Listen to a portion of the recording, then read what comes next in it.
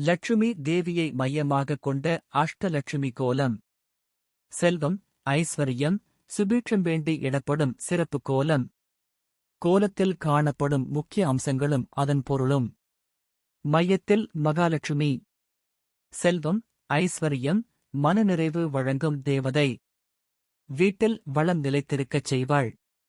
லட்சுமி பாதங்கள், பாத சின்னம். லட்சுமி தேவி வீட்டுக்குள் பிரவேசிப்பதற்கான குறியீடு. இந்த இல்லத்தில் செல்வம் நிரந்தரம் என்ற அர்த்தம். தாமரை.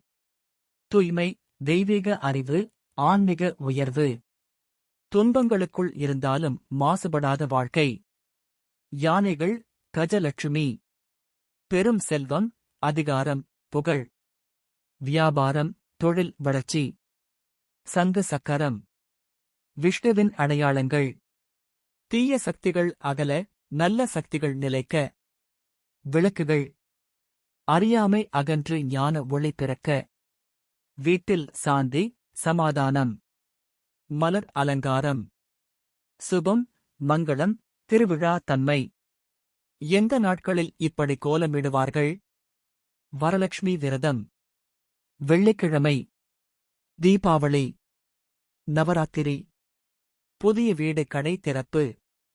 மொத்த கருத்து.